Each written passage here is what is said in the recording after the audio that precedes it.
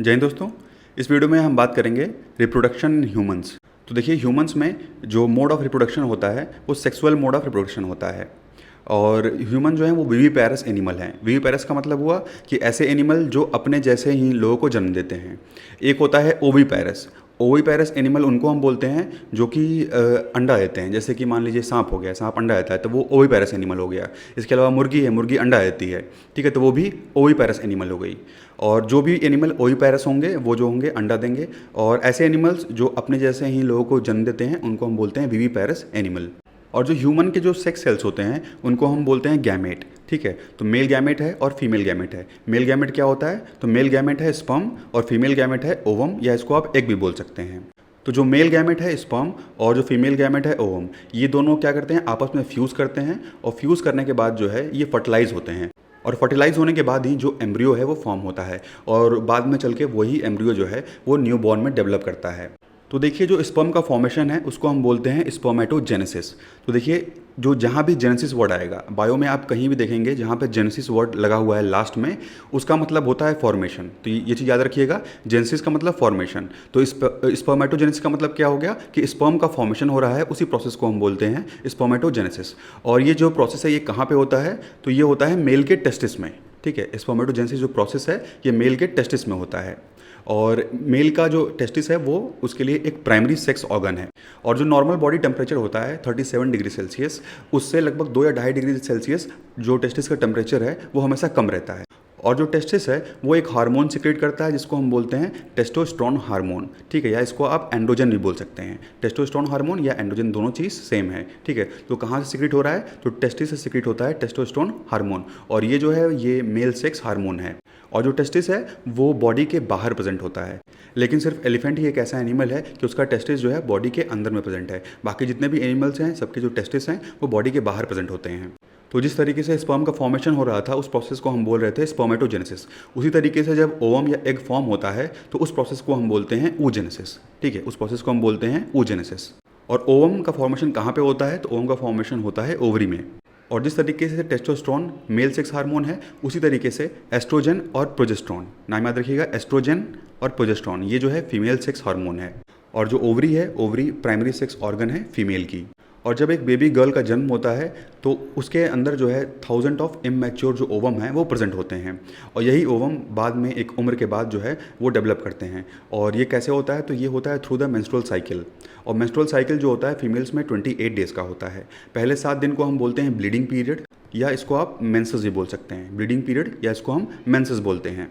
और menstrual cycle के 14 day में क्या होता है? एग और ओवम का जो है रिलीज़ होता है। एग और ओवम जो है वो यहाँ से रिलीज़ होता है और इस प्रोसेस को हम बोलते हैं ओवुलेशन। और मेंस्ट्रुअल साइकिल का जो 10 से 17वां दिन है इसको हम बोलते हैं प्रेगनेंसी जोन, क्योंकि यहाँ पर चांसेस होते हैं कि प्रेगनेंसी जो है वो हो सकती है, इसीलिए इसको प्रेगनेंसी जोन बोलते हैं। और देखिए, फीमेल्स में जो पहली मंथली साइकिल होती है उसको हम बोलते हैं मेनार्क, और ये 11 से 15 साल के बीच में देखने को मिलती है। वहीं जो मेंस्ट्रुअल साइकिल है वो रुक जाती है। कब रुकती है? तो लगभग 45 से 55 ईयर्स के बीच में जब एज हो जाती है फीमेल की, तो जो मेंस्ट्रुअल साइकिल है वो पॉज हो जाती है, इसीलिए इसको बोलते हैं मेनोपॉज। तो देखिए, जो मेल गैमेट था स्पर्म और जो फीमेल गैमेट है ओवम, ये क्या करते हैं? फ्यूज़ करते हैं और फ्यूज़ करके जो है फर्टिलाइज करते हैं। और इनका जो फर्टिलाइजेशन है ये कहाँ पे होता है? तो ये होता है फैलोपियन ट्यूब में। यहाँ इमेज में देख सकते हैं आप, ये है फैलोपियन ट्यूब, ठीक है। तो इस फैलोपियन ट्यूब में जो है स्पर्म और ओवम जो है वो फर्टिलाइज करते हैं। और ये प्रोसेस जो है वो 72 आवर्स के अंदर में हो जाता है। यानी कि जब स्पर्म और ओवम जो है फ्यूज़ कर गया तो 72 आवर्स के अंदर में ही जो है फर्टिलाइजेशन प्रोसेस जो है वो कंप्लीट हो जाती है। उसके बाद जो फर्टिलाइज एग होगा वो जाइगोट में कन्वर्ट हो जाएगा और उस प्रोसेस को हम बोलते हैं जाइगोजेनेसिस, यानी कि फॉर्मेशन ऑफ जाइगोट। तो फर्टिलाइज एग जो है वो कन्वर्ट हो गया किसमें? जाइगोट में, और उस प्रोसेस को हम बोलते हैं जाइगोजेनेसिस। उसके बाद वो जाइगोट जो है वो डेवलप करेगा एम्ब्रियो में, और उस प्रोसेस को हम बोलेंगे एम्ब्रियोजेनेसिस, ठीक है, एम्ब्रियोजेनेसिस। तो याद रखिएगा, जेनेसिस वर्ड जहाँ भी आएगा उसका मतलब कि कुछ चीज़ तो फॉर्म हो रही है वहाँ पे। तो फर्टिलाइज एग जो है वो किस में डेवलप कर जाता है? जाइगोट में, और जाइगोट के बाद जो है एम्ब्रियो फॉर्म होता है जिसको हम बोलते हैं एम्ब्रियोजेनेसिस। और वही एम्ब्रियो जो है वो डेवलप करता है फीटस में।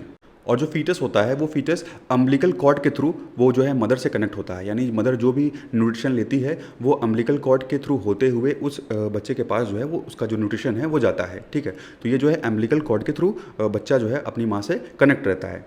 और उस फीटस के चारों तरफ जो है एक फ्लूइड प्रेजेंट होता है जिसको हम बोलते हैं एमनियोटिक फ्लूइड, और ये फ्लूइड जो है शॉक एब्जॉर्ब करने का काम करता है। और ह्यूमंस में जो जेस्टेशन पीरियड होता है वो होता है 9 महीने का, या आप कह सकते हैं लगभग 270 दिन का जो है जेस्टेशन पीरियड होता है ह्यूमंस में। और सबसे जो लंबा जेस्टेशन पीरियड है वो होता है एलिफेंट का, लगभग 18 से 22 महीने का जेस्टेशन पीरियड होता है एलिफेंट का। और 9 महीने के बाद जो फीटस होगा वो जो है बेबी में डेवलप कर जाएगा, और जो डिलीवरी होती है बेबी की उसको हम बोलते हैं पार्चुरेशन। और सबसे स्मॉलेस्ट जेस्टेशन पीरियड होता है चूहे का, माइस का, ठीक है, सिर्फ और सिर्फ 21 डेज़ का होता है। उसके बाद देखिए जब ब्रेस्ट में मिल्क का फॉर्मेशन होने लगता है तो उस प्रोसेस को हम बोलते हैं लैक्टोजेनेसिस, ठीक है। लैक्टो मतलब कि उसमें जो है लैक्टोबैसिलस बैक्टीरिया जो है मिल्क में प्रेजेंट होते हैं, इसीलिए इस प्रोसेस को हम बोलते हैं लैक्टोजेनेसिस, यानी मिल्क का फॉर्मेशन हो रहा है।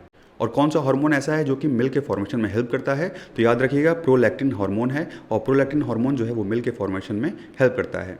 इसके अलावा मिल्क के साथ एक ऑक्सीटोसिन नाम का एक हार्मोन रिलीज होता है। देखिए हार्मोन जो है हम वो आगे डिस्कस करेंगे, एंडोक्राइन वाले जब चैप्टर पढ़ेंगे तो जितने भी हार्मोन्स हैं सबको डिटेल में डिस्कस करेंगे। तो अभी के लिए समझ लीजिए कि ऑक्सीटोसिन एक हार्मोन है जो कि मिल्क के साथ जो है सिक्रीट हो रहा है, और उसकी वजह से क्या होता है कि एक लव बॉन्ड क्रिएट होता है बेबी और मदर के बीच में। और इस ऑक्सीटोसिन हार्मोन को हम बर्थ हार्मोन के नाम से भी जानते हैं, ठीक है, इसको आप बर्थ हार्मोन भी बोल सकते हैं। और बेबी का बर्थ होने के बाद जो स्टार्टिंग का जो पीरियड है, यानी इस इनिशियल डेज में जो लैक्टेशन का जो पीरियड होता है उसको हम बोलते हैं कोलेस्ट्रम, ठीक है, इसको बोलते हैं कोलेस्ट्रम। और ये जो मिल्क होता है उसमें बहुत अच्छे अमाउंट में जो एंटीबॉडीज़ होती हैं वो प्रेजेंट होती हैं, ताकि जो बच्चा है वो उसको कोई भी डिजीज़ वगैरह ना हो, इसीलिए इस मिल्क में जो है एंटीबॉडीज़ प्रेजेंट होती हैं। तो देखिए कभी कभी क्या होता है कि बर्थ के दौरान जुड़े बच्चे पैदा हो जाते हैं, तो ट्विंस जो है क्यों फॉर्म होते हैं, इसका रीज़न क्या है ट्विंस फॉर्म होने का। तो देखिए जो जाइगोट है, जाइगोट क्या करता है कि कभी कभी जाइगोट जो है डिवाइड कर जाता है, ठीक है। तो उस जाइगोट के डिवीज़न की वजह से जो है 2 बेबी या 3 बेबी, ट्रिपलेट्स जिसको हम बोलते हैं, ट्विन होता है और दूसरा होता है ट्रिपलेट्स, ठीक है, तो 3 बच्चे भी हो जाते हैं। तो जाइगोट क्या करता है कभी कभी डिवाइड कर जाता है, और उस डिवीज़न की वजह से ही जो है 2 बच्चे हो जाते हैं। तो देखिए जो ट्विंस होते हैं, ट्विंस भी 2 तरह के हैं। पहले होते हैं आइडेंटिकल ट्विंस, या इनको हम बोलते हैं मोनोजाइगोटिक ट्विंस, ठीक है। तो मोनोजाइगोटिक का मतलब क्या है, मोनो मतलब होता है सिंगल, और जाइगोट का मतलब होता है जो जाइगोट फॉर्म हुआ है। तो जो बच्चा एक सिंगल जाइगोट से फॉर्म हो रहा है, यानी कि उसमें क्या होगा कि जो उसके पास जेनेटिक मटेरियल है वो जेनेटिक मटेरियल जो है सेम होगा, यानी कि ट्विंस हैं, 2 बच्चे हैं, उन दोनों का जेनेटिक मटेरियल जो होगा वो सेम होगा। तो ऐसे ट्विंस को हम बोलते हैं आइडेंटिकल ट्विंस। और दूसरा है फैटर्नल ट्विंस, या इसको बोलते हैं डाइजाइगोटिक ट्विंस। डाई का मतलब हो गया 2, यानी कि वो जो है 2 अलग अलग जाइगोट से फॉर्म हुए हैं, तो उनका जो जेनेटिक मटेरियल है वो भी अलग है। या ऐसे ट्विंस को हम हेट्रोजाइगोटिक ट्विंस भी बोल सकते हैं, क्योंकि इनका जो जेनेटिक मटेरियल है वो अलग है, इसीलिए हेट्रोजाइगोटिक का मतलब हो गया कि डिफरेंट जाइगोट से फॉर्मेशन हुआ है इनका। और मोनोजाइगोट से मतलब हो गया कि एक सिंगल जाइगोट से 2 जो ट्विंस हैं वो फॉर्म हुए हैं। तो चलिए बात करते हैं सेक्स डिटर्मिनेशन और न्यूक्लिक एसिड्स के बारे में। तो देखिए न्यूक्लिक एसिड जैसे कि डीएनए और आरएनए आप सबको पता है। डीएनए का मतलब डीऑक्सीराइबो न्यूक्लिक एसिड, और आरएनए हो गया राइबो न्यूक्लिक एसिड। तो जो डीएनए होता है ये डबल स्टैंडर्ड स्ट्रक्चर है, जैसे कि इमेज में देख सकते हैं, ये जो है डबल स्टैंडर्ड स्ट्रक्चर है डीएनए का। वहीं जो आरएनए है ये सिंगल स्टैंड वाला स्ट्रक्चर है। और डीएनए और आरएनए जो है ये 3 कंपोनेंट से मिलकर बनते हैं। पहला है पेंटोज शुगर, दूसरा है फॉस्फेट ग्रुप, और तीसरा है नाइट्रोजनस बेसिस। और जो नाइट्रोजनस बेसिस होते हैं वो 2 टाइप के होते हैं, पहला है प्यूरिन और दूसरा है पिरिमिडीन। फर्दर प्यूरिन जो है वो 2 टाइप में डिवाइडेड है, एडेनिन और गुआनिन। और पिरिमिडीन जो है 3 टाइप का होता है, साइटोसिन, थाइमीन और यूरेसिल। तो इसको बहुत ध्यान से सुनिएगा क्योंकि यही हेल्प करते हैं आरएनए और डीएनए के फॉर्मेशन में। तो देखिए यहाँ पर जो प्यूरिन है यही प्यूरिन कंबाइन करता है पिरिमिडीन के साथ। और प्यूरिन और पिरिमिडीन जब कंबाइन करते हैं तो ये या तो डबल बॉन्ड के साथ कंबाइन करेंगे या तो ट्रिपल बॉन्ड के साथ कंबाइन करेंगे, सिंगल बॉन्ड के साथ ये कंबाइन नहीं करते हैं। तो देखिए प्यूरिन जैसे कि यहाँ पे एडनिन है और गुआनिन है, ठीक है, और पिरिमिडीन जैसे कि यहाँ पे थाइमीन है, साइटोसिन है और यूरेसिल है। तो जब एडनिन कंबाइन करेगा थाइमीन के साथ तो ये कंबाइन करेगा डबल बॉन्ड के साथ, ठीक है, और जब गुआनिन कंबाइन करेगा साइटोसिन के साथ तो ये कंबाइन करेगा ट्रिपल बॉन्ड के साथ। तो डीएनए में क्या होता है, डीएनए जो है किस चीज़ से मिलकर बना है, तो एडनिन होता है डीएनए में, गुआनिन होता है, थाइमीन होता है और साइटोसिन होता है, ठीक है। ये 4 जो है ये 4 मिलकर बनाते हैं डीएनए। लेकिन कभी कभी क्या होता है कि ये थाइमीन नहीं होता है, तो जब थाइमीन यहाँ पे एब्सेंट होगा तो थाइमीन की जगह आ जाएगा यूरेसिल, ठीक है, थाइमीन की जगह आ जाएगा यूरेसिल, और यूरेसिल जब आ जाएगा तो ये बन जाएगा आरएनए। तो याद रखिएगा डीएनए में क्या होता है, एडनिन, गुआनिन, थाइमीन और साइटोसिन होता है, और थाइमीन को हटा दीजिए तो एडनिन, गुआनिन, साइटोसिन और यूरेसिल जब होगा तो वो हो जाएगा आरएनए। तो यूरेसिल जो है, यूरेसिल क्या करता है, थाइमीन को रिप्लेस कर देता है और आरएनए का फॉर्मेशन होता है। अब बात करते हैं न्यूक्लियोसाइड्स और न्यूक्लियोटाइड्स के बारे में। तो देखिए, जो न्यूक्लियोसाइड होता है वो किसकी वजह से फॉर्म होता है, तो पेंटोज शुगर और नाइट्रोजनस बेसेस जब आपस में कंबाइन करते हैं तो न्यूक्लियोसाइड का फॉर्मेशन करते हैं। और जब पेंटोज शुगर नाइट्रोजनस बेसेस के साथ अगर फॉस्फेट ग्रुप जो है ऐड हो जाता है तो वो फॉर्म करता है न्यूक्लियोटाइड। और जो न्यूक्लियोटाइड होता है वही हेल्प करता है डीएनए के फॉर्मेशन में। तो डिफरेंस देख लेते हैं। तो न्यूक्लियोसाइड में 2 कंपोनेंट्स हैं, नाइट्रोजनस बेसेस हो गए और पेंटोज शुगर हो गया। वहीं न्यूक्लियोटाइड में क्या है, 3 कंपोनेंट्स हैं, नाइट्रोजनस बेसेस, पेंटोज शुगर और इसके साथ फॉस्फेट ग्रुप प्रेजेंट है। और जो न्यूक्लियोसाइड है वो क्या है, न्यूक्लियोसाइड जो है वो बिल्डिंग ब्लॉक है न्यूक्लियोटाइड्स का, ठीक है, क्योंकि न्यूक्लियोटाइड्स में एक फॉस्फेट ग्रुप ही तो एक्स्ट्रा प्रेजेंट है, बाकी दोनों तो कॉमन है। तो इसकी वजह से ही, यानी न्यूक्लियोसाइड की वजह से ही न्यूक्लियोटाइड जो है वो फॉर्म हो रहा है। और न्यूक्लियोसाइड का जो इस्तेमाल है वो कहाँ पे किया जाता है, तो वायरल और कैंसर ड्रग्स के सिंथेसिस में इसका यूज़ किया जाता है।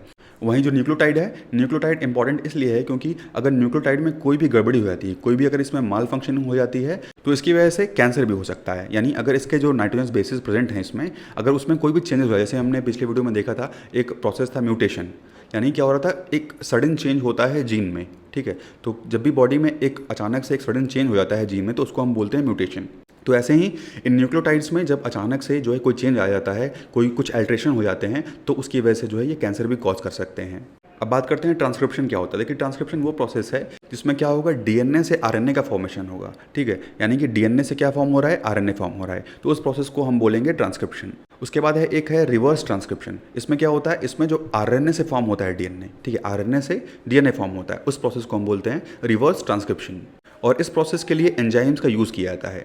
देखिए, एंजाइम आपको जहाँ भी किसी वर्ड के लास्ट में एज दिखाई दे, ASE, एज कहीं भी दिखाई देगा तो उसका मतलब समझ आएगा कि वो कोई ना कोई एंजाइम है। जैसे ग्लूकोज है तो ग्लूकोज के लिए ग्लूकेज एंजाइम है, ठीक है। फ्रक्टोज है तो फ्रक्टोज के लिए फ्रक्टेज एंजाइम है, ठीक है। तो इसी तरीके से जो है ट्रांसक्रिप्शन प्रोसेस के लिए ट्रांसक्रिप्टेज एंजाइम का यूज़ होता है, और जो रिवर्स ट्रांसक्रिप्शन जो प्रोसेस है उसके लिए रिवर्स ट्रांसक्रिप्टेज जो एंजाइम है उसका यूज़ किया जाता है। अब एक प्रोसेस होता है ट्रांसलेशन। तो ट्रांसलेशन वो प्रोसेस है यानी कि जब ट्रांसक्रिप्शन हो रहा होगा, ठीक है, जब ट्रांसक्रिप्शन हो रहा है तो उसी दौरान क्या होता है कि आरएनए जो है वो प्रोटीन को प्रोड्यूस करता है, ठीक है। तो जो ये प्रोसेस है, आरएनए जब प्रोटीन को प्रोड्यूस कर रहा है तो उस प्रोसेस को हम बोलेंगे ट्रांसलेशन, ठीक है। तो ये कब होता है कि जब ट्रांसक्रिप्शन प्रोसेस हो रहा है तो उसी दौरान जो आरएनए है वो प्रोटीन को प्रोड्यूस करेगा और उसको हम बोलते हैं ट्रांसलेशन।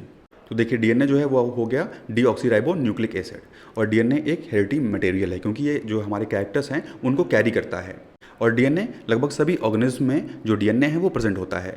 और डीएनए जो है वो डबल हेलिकल स्ट्रक्चर होता है, और जो डीएनए के हेलिक्स होते हैं ये बने होते हैं पॉलीन्यूक्लियोटाइड्स के, यानी कि न्यूक्लियोटाइड्स के ढेर सारे जब न्यूक्लियोटाइड्स मिलेंगे तो वो बनाएंगे डीएनए। इसलिए यहाँ पे आगे पॉली वर्ड ऐड किया गया है, यानी न्यूक्लियोटाइड्स ढेर सारे मिल रहे हैं, पॉली, यानी कि पॉली मतलब हो गया मेनी। तो जो मेनी न्यूक्लियोटाइड्स जो मिलेंगे तो वो बनाएंगे एक डीएनए। और डीएनए के पास ये कैपेसिटी होती है कि डीएनए जो है खुद को रेप्लिकेट करके उसकी जो कॉपी है अपनी कॉपी जो है बना सकता है। और डीएनए को पहली बार आइडेंटिफाई किया था और पहली बार आइसोलेट किया था फ्रेडरिश मिशर ने, ठीक है। फ्रेडरिश मिशर ने डीएनए को पहली बार आइडेंटिफाई किया है और आइसोलेट किया था। और डीएनए का जो डबल हेलिक्स वाला मॉडल है जो कि आप इमेज में यहाँ देख रहे हैं, ये वाला मॉडल किसने प्रपोज किया था, तो वॉटसन एंड क्रिक ने प्रपोज किया था ये वाला डीएनए का डबल हेलिक्स मॉडल। और डीएनए के बेस पेयर्स क्या होते हैं, तो डीएनए के बेस पेयर्स देखिए, एडेनिन के साथ कंबाइन करता है थाइमीन और गुआनिन के साथ कंबाइन करता है साइटोसिन। बस थाइमीन की जगह जब यहाँ पे यूरेसिल हो जाएगा तो ये क्या हो जाएगा, आरएनए हो जाएगा। और ठीक है, और आरएनए जो है वो सिंगल स्टैंडर्ड केवल होता है, केवल सिंगल स्टैंडर्ड होता है। और डीएनए क्या करता है, तो डीएनए जो इन्फॉर्मेशन होता है वो पेरेंट से ऑफस्प्रिंग में ट्रांसफ़र करता है। तो इमेज में देखिए यहाँ पे ये आरएनए का जो है स्ट्रक्चर है और ये डीएनए का स्ट्रक्चर है। तो यहाँ पे आरएनए में आप देख सकते हैं कि ये केवल सिंगल स्टैंडर्ड है, और जो आरएनए है इसमें यूरेसिल जो है एक्स्ट्रा प्रेजेंट है, और यहाँ पे थाइमीन प्रेजेंट है डीएनए में, ठीक है। बाकी जो साइटोसिन, गुआनिन और एडेनिन है ये इन दोनों में कॉमन है।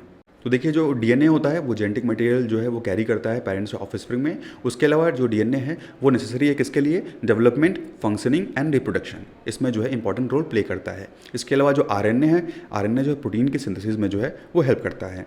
अब देखिए इमेज में यहाँ देखिए एक सेल है, ठीक है। तो इसे मान लीजिए कि एक सेल है, इस सेल के अंदर जो होता है एक न्यूक्लियस प्रेजेंट होता है, ठीक है। इस न्यूक्लियस के अंदर क्या होता है, एक न्यूक्लियोलस होता है, और उस न्यूक्लियोलस में जो है थ्रेड लाइक स्ट्रक्चर प्रेजेंट होते हैं जिनको हम बोलते हैं क्रोमोजोम्स, ठीक है। तो यहाँ पर मान लीजिए ये क्रोमोजोम हो गया, क्रोमोजोम। अब इस क्रोमोजोम के अंदर में क्या प्रेजेंट होता है, तो डीएनए, ठीक है। यहाँ देख सकते हैं इस क्रोमोजोम के अंदर डीएनए प्रेजेंट है, और इस डीएनए के अंदर क्या होता है, तो जीन होता है, ठीक है, जीन। और इसी जीन के अंदर क्या होता है, तो एलील होता है, तो ये पूरा जो है ये सिस्टम है, मतलब पहले क्रोमोजोम है, पहले यहाँ देखिए पहले सेल है, ठीक है, सेल के अंदर न्यूक्लियस है और इस न्यूक्लियस के अंदर क्या है, न्यूक्लियोलस है, ठीक है। और इस न्यूक्लियोलस के अंदर क्या प्रेजेंट है, तो इसके अंदर क्रोमोजोम यानी क्रोमैटिन फाइबर्स हैं, या इसको आप बोल सकते हैं क्रोमोजोम है। और यही क्रोमोजोम के अंदर प्रेजेंट है डीएनए, और डीएनए के अंदर है जीन, और जीन के अंदर है एलील। अब देखिए एक सेल के अंदर जो क्रोमोजोम है इसका फॉर्मेशन होता है हिस्टोन प्रोटीन की वजह से, ठीक है, हिस्टोन प्रोटीन की वजह से जो है क्रोमोजोम का फॉर्मेशन होता है, और इसी के अंदर प्रेजेंट होता है जीन। और जो जीन टर्म है ये किसके द्वारा दिया गया था, तो ये दिया गया था विल्मन जॉनसन के द्वारा, ठीक है, विल्मन जॉनसन ने ये जीन टर्म जो है वो कॉइन किया था, और फादर ऑफ जीन हम बोलते हैं जॉन मेंडल को। नेक्स्ट हम बात करते हैं सेक्स डिटर्मिनेशन इन ह्यूमंस। तो देखिए एक ह्यूमन के अंदर जो है 23 पेयर ऑफ क्रोमोजोम्स प्रेजेंट हैं, ठीक है, 23 पेयर में क्रोमोजोम प्रेजेंट होते हैं। इसका मतलब कितने क्रोमोजोम्स हो गए, टोटल 46 क्रोमोजोम होते हैं ह्यूमन में। और जब जाइगोट का फॉर्मेशन होता है, यानी कि जब जाइगोट फॉर्म होता है, तो उस टाइम क्या होता है कि स्पर्म से 23 क्रोमोजोम और जो ओवम है वो 23 क्रोमोजोम, ठीक है, तो स्पर्म से 23 क्रोमोजोम और ओवम से 23 क्रोमोजोम जो है ये आपस में क्या करते हैं, कंबाइन करके 46 क्रोमोजोम जो है ये फॉर्म करते हैं। यानी कि एक बच्चे में 23 क्रोमोजोम फादर से ट्रांसफ़र हो रहा है और 23 क्रोमोजोम जो है वो ट्रांसफ़र हो रहा है मदर से, ठीक है, टोटल 46 यानी कि 23 पेयर ऑफ क्रोमोजोम जो है वो ट्रांसफ़र होता है। तो जैसे देखिए यहाँ पे मेल का जैसे आपको पता है कि XY होता है, फीमेल का XX होता है। तो देखिए जब पहला X क्रॉस करेगा इस X के साथ तो XX फॉर्म होगा, यानी कि यहाँ हो गया फीमेल। अब जब यही X क्रॉस करेगा इस वाले X के साथ तो फॉर्म होगा क्या, X और X ही फॉर्म होगा, तो ये भी हो गया फीमेल। उसके बाद जो ये वाला Y है, ये वाला Y जब क्रॉस करेगा इस वाले X के साथ तो XY फॉर्म होगा, यानी कि मेल फॉर्म होगा। उसके बाद ये वाला Y जब X के साथ क्रॉस करेगा तो क्या फॉर्म होगा, XY, यानी कि मेल फॉर्म होगा। तो देखिए जो चांसेस होते हैं कि बच्चा लड़का होगा यानी कि मेल होगा या फीमेल होगा, वो जो है 50-50 होते हैं, या इसको आप बोल सकते हैं कि 1:1 चांसेस हैं कि लड़की होगी या लड़का होगा। तो ये था सेक्स डिटर्मिनेशन इन ह्यूमंस। तो इस वीडियो में से इतना ही दोस्तों, इसका नोट्स जो है आपको टेलीग्राम चैनल में मिल जाएगा। Thank you and thanks for watching.